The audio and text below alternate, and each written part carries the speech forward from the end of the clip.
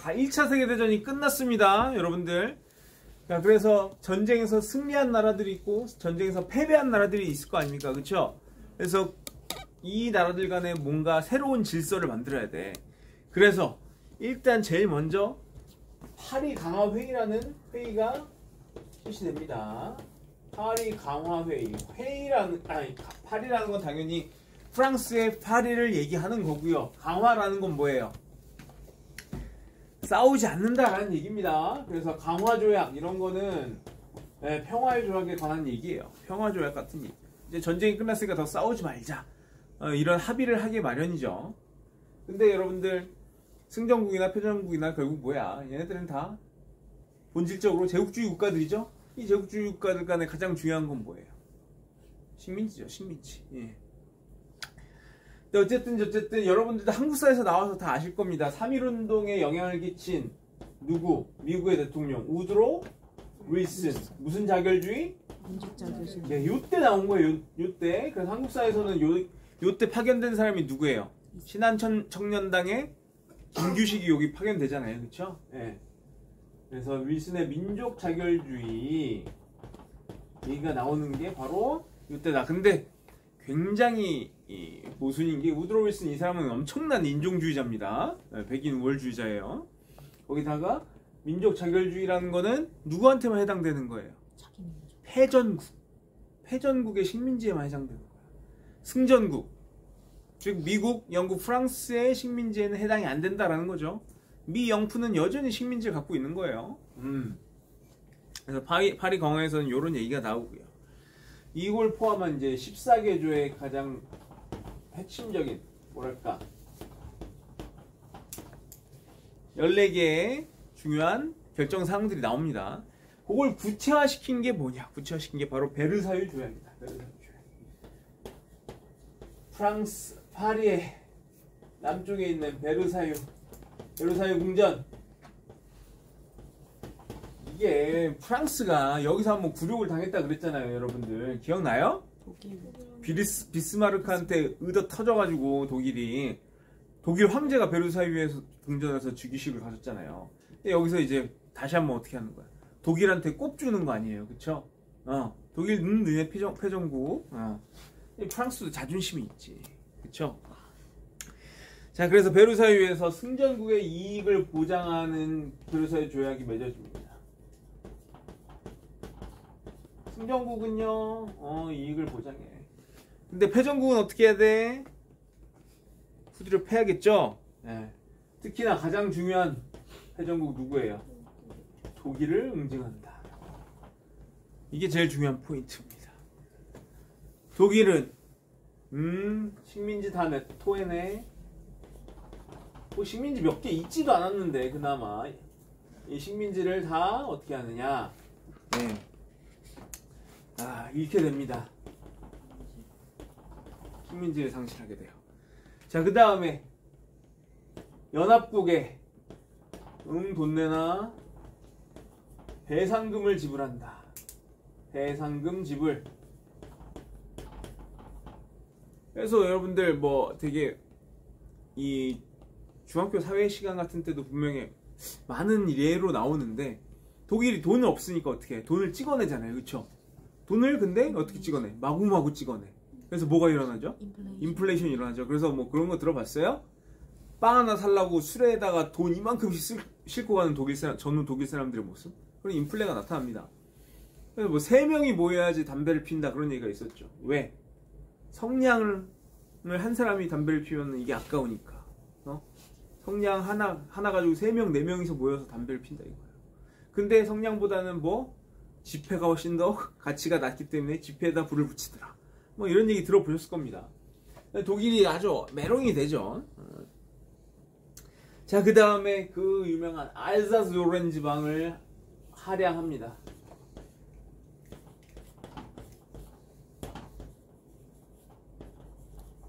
이게 이제 프랑스와 독일 사이에 있는 중요 공업지대입니다.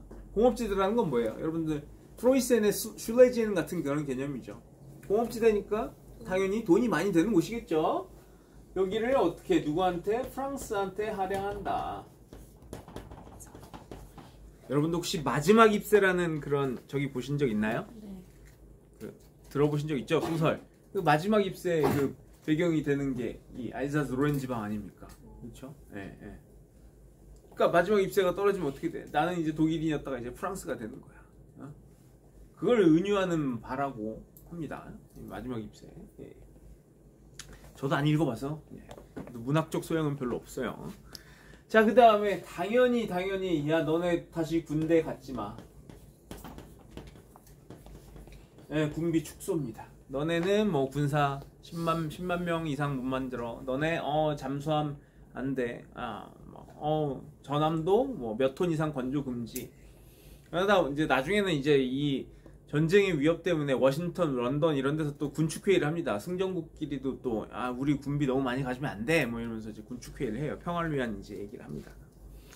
근데 그 다음에 자, 야, 우리 세계를 뭔가 컨트롤할 수 있는 기구가 필요해. 네, 그래서 국제 연맹을 창설합니다. 국제 연합이 아니에요. 네, 국제 연맹입니다.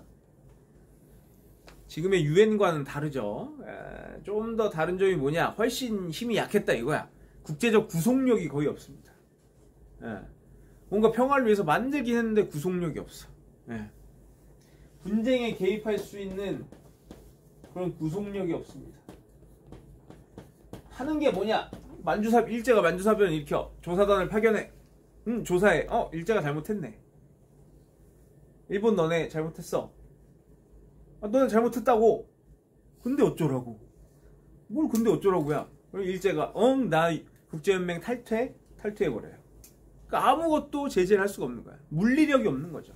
파워가 있어야 되잖아요. 그쵸? 근데 그래서 국제연합이 만들어지고 국제연합에서는 국제안전보장 이사회라는 게 만들어지죠. 안보리라고. 그래서 이제 무력으로 개입할 수 있는 그런 여지가 생기잖아요. 그렇죠? 대표적인 게 한국전쟁이죠. 어쨌든 근데 이때 당시 국제연맹은 분쟁에 개입할 수 있는 여지가 없었다라는 거. 자, 그 다음에 승전국이지만 이 고립주의를 선택했던 미국은 이 국제연맹에 가입을 하지 않습니다. 패전국이었던 독일도 이 국제연맹에 가입을 시켜주지 않아요. 그러니까 이게 뭐야? 반쪽짜리라는 거죠. 반쪽짜리. 그래서 한계가 굉장히 명확했다라는 거. 자, 그 다음에 전쟁 후에 이제 여러분들 독일의 황제였던 빌헬름 2세는 망명했다 그랬죠? 독일은 이제 어떻게 될까요? 네, 황제가 망명했어. 이제 제국이 아니에요. 제국이 아니면 어떤 나라가 돼야 돼? 공화국이 돼야겠죠? 그래서 이후에 나타나는 독일을 뭐라고 부르냐? 바이마르 헌법에 기초했다 해서 바이마르 공화국이라고 부릅니다. 바이마르 공화국이 수립됩니다.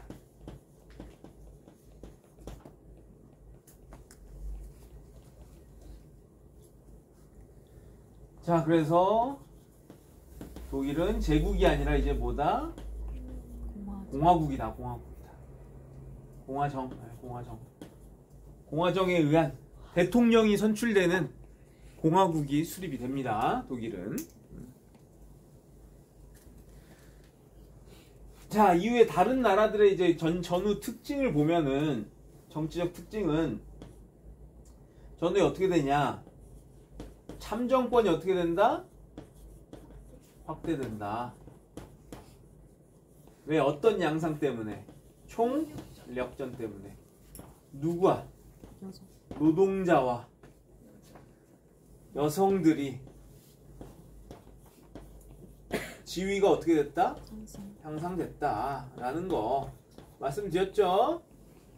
그래서 영국 같은 경우에는 물론 차티스트 헌법 뭐 이런 얘기도 나왔었습니다만 노동자들이 꾸준히 자신들의 정당을 지지하면서 노동자들의 세력을 결집해서 노동자들의 지위가 향상이 된다더라. 참정권이 확대된다더라. 그래서 우리가 흔히 알고 있는 이제 보통선거의 개념이 틀이 잡히기 시작하는 게 1차 세계대전 이후다라고 할 수 있습니다. 아시겠습니까?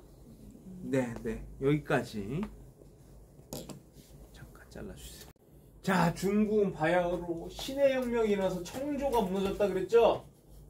신의 혁명 이후에 누구랑 누가 손문이랑 위안스카이가 이렇게 말하면 좀 웃기네. 순원이랑 위안스카이, 손문과 원세계가 어떻게 해요? 딜을 한다 그랬죠? 그래서 너한테 총통자리를 줄 테니 청왕조를 네가 무너뜨려라 라고 하니까 위안스카이가 이걸 받아들이잖아요. 그쵸? 네, 그래서 위안스카이가 청조를 무너뜨리고 중화민국의 본인이 뭐가 된다? 대총통이 된다. 위안스카이라고 합시다. 이게 이모군란 이후에 우리나라에도 들어왔던 인물이라고 했어요. 그래서 우리나라 이게 고종한테 아주 시건방을 떨었던 인간입니다. 위안스카이. 한 원세계죠, 원세계. 자, 그래서 이 양반이 또 뭘 하느냐? 재정 부활을 시도합니다. 재정 부활이 뭐예요? 나 황제. 이제 위안스카이 아들들이 막 이 여론을 막 조작해가지고 막 아버지는 황제 오르셔야 됩니다 하면서 막 이렇게 막 옆에서 막 샤라샤라 합니다. 그러니까 나 황제 할래 하면서 황제로 다시 했다가 어떻게 돼요? 곧 죽어버려요. 사망합니다. 그래서 위안스카이를 뭐 황제라고 인정하는 사람들도 있지만 대부분 중국에서는 그냥 황제라고 인정은 하지 않습니다. 어쨌든 재정이 잠시잠깐 부활됐다가 사망해 버리니까, 그래서 어떤 사람은 재정 부활을 시도만 했다라고 하는 사람도 있고, 아니다, 재정 부활했다, 막 황제라고 치자 하는 사람도 있지만 대부분 인정하지 않는다. 근데 어쨌든 그러니까 어떤 일이 벌어지느냐?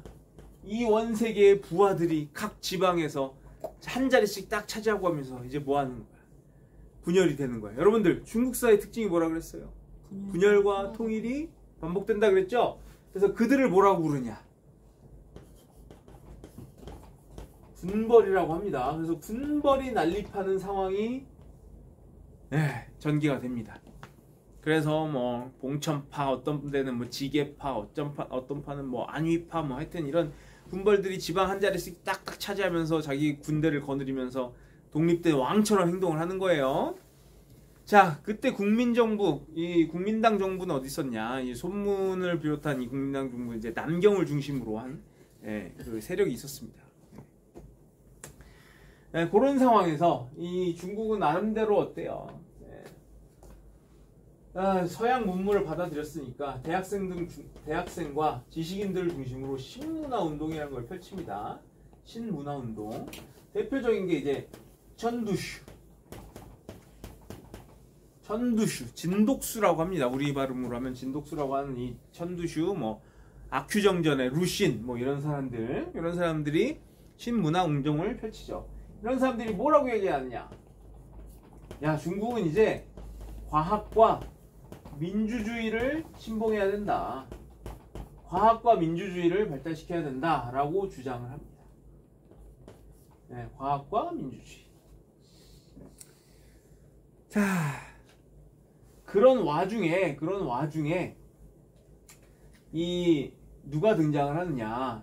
이 1차 세계대전 도중에 독일이 패할 것 같으니까 독일한테 선전포고를 합니다. 1918년에. 그러면서 일본이 독일에 조차지었던 산동반도 지역을 차지하게 됩니다. 그러면서 일본이 이 위안스카이 정부에다가 뭘 요구하느냐? 21개조라는 요구를 이제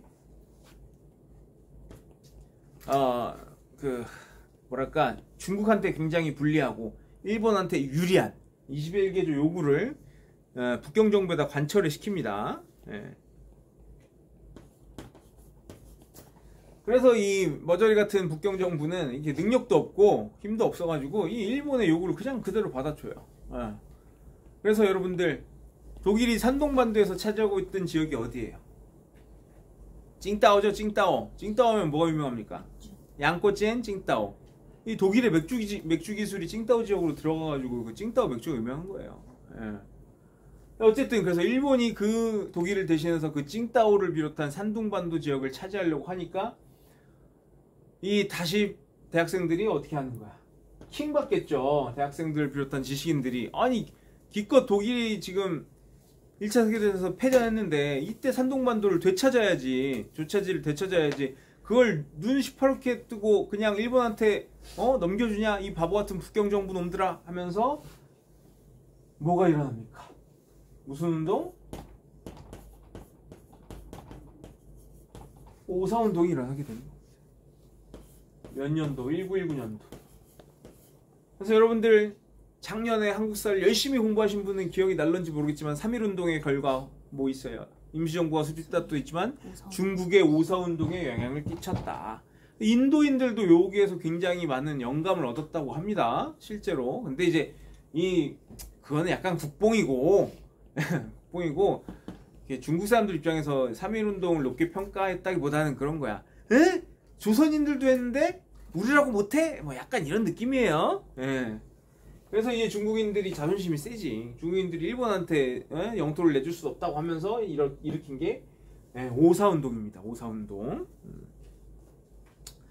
자, 이런 오사운동 때문에 이 반일 여론이 당연히 들끓게 되죠. 예. 그 다음에 어떤 일이 벌어지느냐. 아까 국민정부, 남경을 중심으로 한 국민정부가 있었다 그랬죠. 예, 국민정부에서 드디어 공산당이랑 손을 잡고 군벌들 타도를 위해서 나섭니다. 이걸 바로 제1차 국공합작이라 그래요.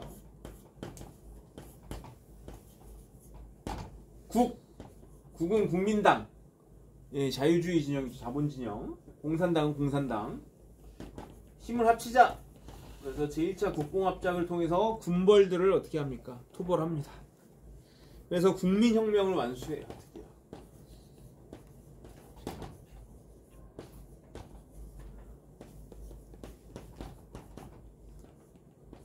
이게 1928년입니다.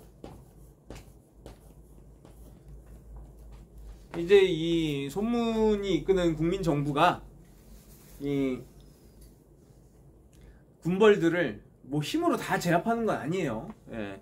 한편으로는 설득하고 한편으로 힘으로 제압하면서 거의 다 이제 군벌들 다 복속시켜 나갑니다. 예. 이제 그래서 사실상 군벌들의 어떤 독점적 이득을 인정해주는 선에서 국민당 정부를 편입을 시키는 거죠. 야, 너 그 성의 장관 시켜줄 테니까 내 밑으로 들어. 내 명령 들어. 오케이. 장관 시켜준다고 하니까 뭐 그래. 그 성의 지위는 보장해준다고 하니까. 그래서 사실상 군벌들을 힘으로 찍어 눌렀다기보다는 그들의 이득을 보장해주는 선에서 국민정부에 끌어들여가지고 나름대로 국민혁명을 완수합니다. 그래서 중화민국이 중국 전체를 어떻게 해요? 통일적으로 지배하게 됩니다. 예. 자, 근데 이제 국민혁명을 완수했지만 이 손문의 뒤를 이은 누가? 장제스. 장제스는 이제 우리식 바로 하면 장개석이라고 해요. 장개석. 앵글 괜찮아? 장제스가 어떻게 하냐? 이 양반은 지독한 반공주의자거든요. 손문 선생이 계실 때는 말을 잘 들었지만 내가 이제 뒤를 이었으니 장제스는 내가 싫어하는 공산당을 어떻게 탄압해야지 하면서 공산당을 탄압합니다.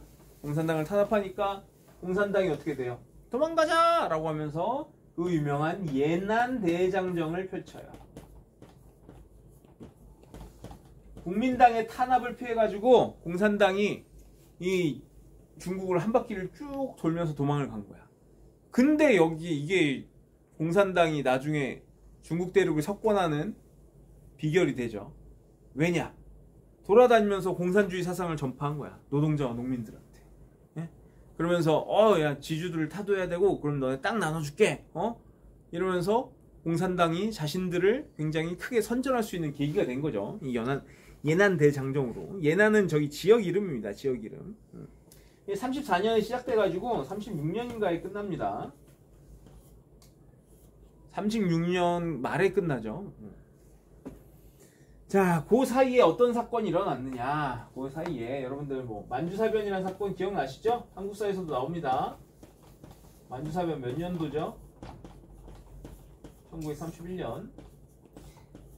그래서 이 만주사변으로 인해서 이 중국이 일본한테 또 의도 터지니까 반일 감정이 또 싹 트는 거 아니겠습니까? 그렇죠? 네. 그래서 이 중국에서 일본을 몰아내야 됩니다 라는 이런 여론이 생겨요. 근데 장개석은 일단 중국은 내부를 결속이 중요하니까 공산당을 완벽하게 다 때려잡은 다음에 일본을 쫓아내자 이런 결정을 내려요. 근데 그게 마음에 안 들었던 사람이 있었죠. 누구냐? 장학량이라고, 장쉐량이라고, 예. 만주군벌이었던 장장님이라고 있었어요. 근데 이 만주군벌 장장님이 이 일본 관동군에 의해서 폭사당합니다. 폭탄이 터져가지고 일본군이 이제 장장님을 제거해요. 그 장장님의 아들이 장쉐량이거든요. 장학량. 그러니까 자기 아버지의 원수가 일본이잖아요. 근데 자기가 만주군벌 출신인데 만주사변으로 아버지도 돌아가시고 만주도 뺏기니까 일본이 제일 큰 원수잖아요. 그쵸? 그러니까 일본을 타도해야 되는데 지금 장개석은 뭐하고 있는 거야? 공산당만 때려잡고 있으니 답답하죠. 그래서 이 장학량이 무슨 사건을 일으키느냐? 그 유명한 시안 사건을 일으킵니다. 시안이라고 하는 건 여러분들 당나라의 수도가 어디였죠? 장안이었죠. 그리고 그 진나라의 수도가 함양, 쉔양인데 그 옛날 중국의 그런 수도 그 일대를 다 합쳐가지고 시안이라고 부릅니다. 예, 장안 일대를. 그래서 우리나라로 치면 경주 같은 곳이죠. 예. 그래서 시안 사건이 장학량이 일으킨다. 예, 1936년도에. 이건 뭐냐면은 시안에 이 장제스가 왔을 때 장학량이 자기 상관이잖아요, 그렇죠? 자기 상관인 중국의 총통인 장제스를 연금시켜 버립니다. 쿠데타죠, 한마디로. 예. 자기가 권력을 장악한 건 아니고 이제 이 장제스를 협박하는 거야. 지금 일본이랑 싸워야 될 때 지금 뭐 하고 계십니까? 지금 당장 공산당과 손잡고 일본과 먼저 싸우십시오. 이렇게 강하게 푸시를 한 거예요. 사실상 자기 상관을 협박한 거죠. 예. 그래서 어쩔 수 없이 이 장제스가 이걸 억셉트합니다. 수용해요. 그래서 제 몇 차? 제2차 국공합작이 실시가 됩니다. 네. 그러니까 그때 이제 본격적으로 뭐가 시작되는 거예요. 일본이 중국 본토로 쳐들어왔죠. 무슨 전쟁?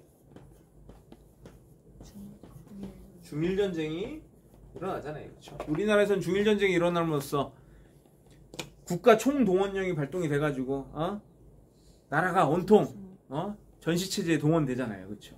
네. 그런 상황입니다. 그래서 중일전쟁이 일어났다라는 것까지 일단은 여기까지 할게요. 오늘